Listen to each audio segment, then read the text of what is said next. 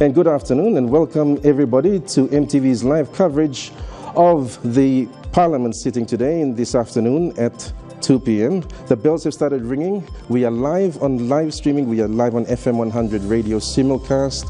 And joining me this afternoon is Mary Batula from the news team. Where else are we broadcasting? We're live on Facebook as well. A very big good afternoon to all our viewers right around PNG and overseas as well. Thank you for joining us on MTV's coverage of the special Parliament sitting this afternoon. It has been a long wait, 3 weeks from the last time we saw pictures from inside the Parliament chambers. A lot different to what it was 3 weeks ago, with the government side not up with the numbers this time around after major defection over the last 2-3 weeks to the opposition camp. Yes, the past 3 weeks has been eventful. Both the Laguna camp and Crown camp have both gone through some changes. One, a boost in numbers. One, as you can see on screen, filling the government benches as they are today. And in some updates just within the last hour, the opposition, which has been camping at Laguna, has voted for the alternate Prime Minister candidate. He's the leader of the National Alliance, Patrick Pruach, after defeating James Marape in a close vote. In the end, 37 votes to 28. The total is 65. So Laguna has 65 numbers in the camp. Now this is a different trend, Merba. We've got one camp, like the Laguna camp, being very transparent about the way it's going about to give their confidence to an alternative Prime Minister nominee. That's right. And I think there was some spanner thrown in the works with the Prime Minister filing a special Supreme Court application on Monday as well. That is in regards to the process of the vote of no confidence. You can see there, the winner of the opposition's vote for alternate Prime Minister, National Alliance's Patrick Pruach. And right next to him, seated next to him is leader of the United Resource Party, William Duma, and of course the second most important chair on that side. I think that speaks a lot. And seated next to him is, of course, the man who started the tidal wave, James Marape, a member for Taripori, and Sir Peter Ipatas. He's been absent for several days, but we now see him comfortably seated in the opposition there. You could say the five in front are the big guns in the opposition as of this afternoon. Patrick Pruach, obviously, the leader of the National Alliance. URP's William Duma. James Marape, the one who started the defection from PNC.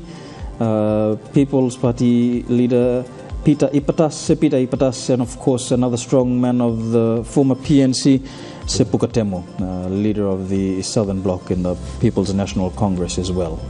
And in quiet conversation there with some smiles is Semekere Maralta, member from the Moses Northwest, a former Prime Minister, someone vocal in the opposition camp since joining it.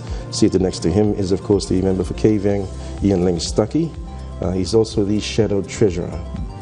Now, in terms of the proceedings for this afternoon, Neville, what can we expect to happen on the floor of Parliament once the Speaker turns up in the chamber? Well, there's been a lot of expectations about as to what's going to be happening today. A lot of people are thinking, and understandably very misguidedly, that the vote will be taken today. Unfortunately, that's not the case.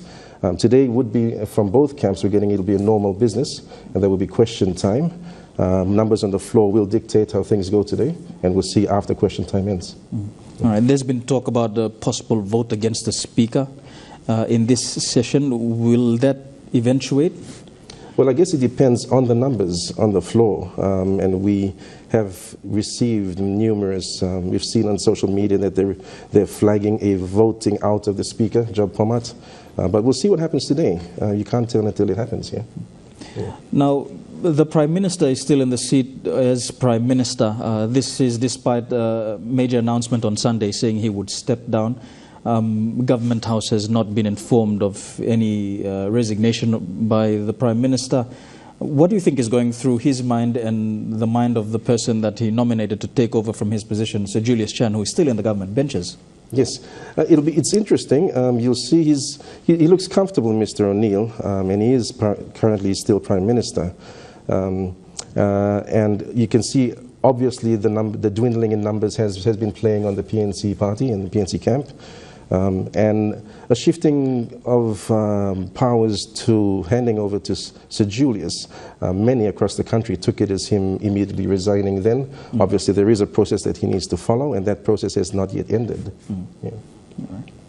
And something different for a change, the members of Parliament being in the chamber before 2 p.m. Like when we're at Parliament, we're used to having the members walking in at around 2:30 p.m., but something different this afternoon. Could that be an omen for what we can expect in the proceedings this afternoon?